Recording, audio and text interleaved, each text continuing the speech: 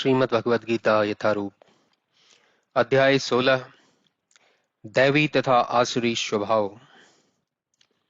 भगवान ने कहा, हे भरतपुत्र, निर्भयता, आत्मशुद्धि, आध्यात्मिक ज्ञान का अनुशीलन, दान, आत्मसंयम, यज्ञपरायणता, वेदाध्ययन, तपस्या, सरलता, अहिंसा, सत्यता, क्रोध विहीनता, त्याग, शांति, छिद्रान्वेषण में अरुचि, समस्त जीवों पर करुणा, लोभ विहीनता, भद्रता, लज्जा, संकल्प, तेज, क्षमा, धैर्य, पवित्रता, ईर्ष्या तथा सम्मान की अभिलाषा से मुक्ति, ये सारे दिव्य रूप हैं जो दैवी प्रकृति से संपन्न देवतुल्य पुरुषों में पाए जाते हैं।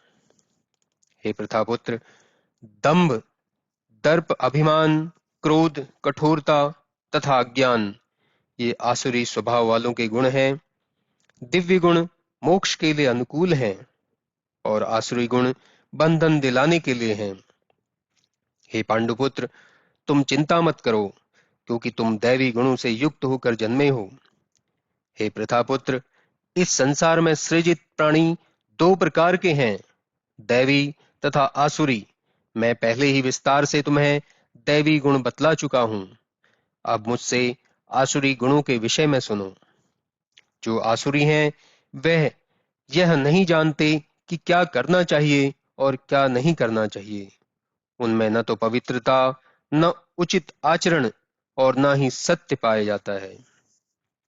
वे कहते हैं कि यह जगत मिथ्या है, इसका कोई आधार नहीं है और इसका नियमन किसी ईश्वर द्वारा नहीं होता। उनका कहना है कि यह कामेच्छा से उत्पन्न होता है और काम के अतिरिक्त कोई अन्य कारण नहीं है।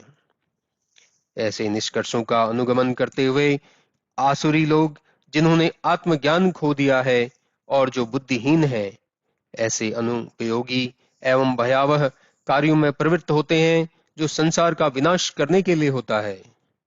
कभी न संतुष्ट होने वाले काम का आश्रय लेकर तथा गर्व के मद एवं मिथ्या प्रतिष्ठा में डूबे हुए आसुरी लोग इस तरह मोहग्रस्त होकर सदैव क्षणभंगुर वस्तुओं के द्वारा अपवित्र कर्म का व्रत लिए रहते हैं।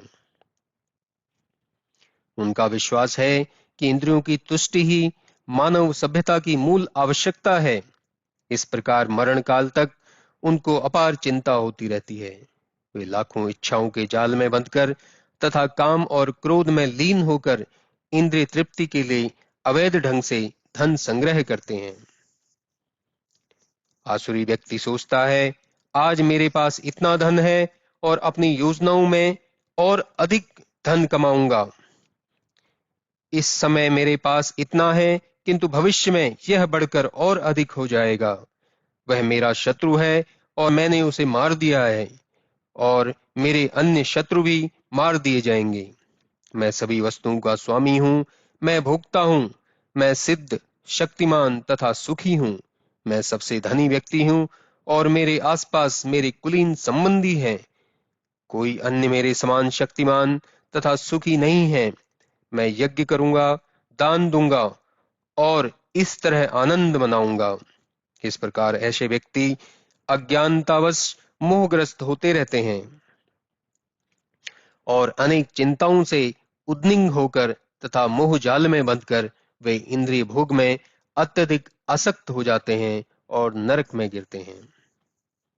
अपने को श्रेष्ठ मानने वाले तथा सदैव घमंड करने वाले, संपत्ति तथा मिथ्या प्रतिष्ठा से मोहग्रस्त लोग किसी विधि विधान का पालन न करते हुए कभी कभी नाम मात्र के लिए बड़े ही गर्व के साथ यज्ञ करते हैं।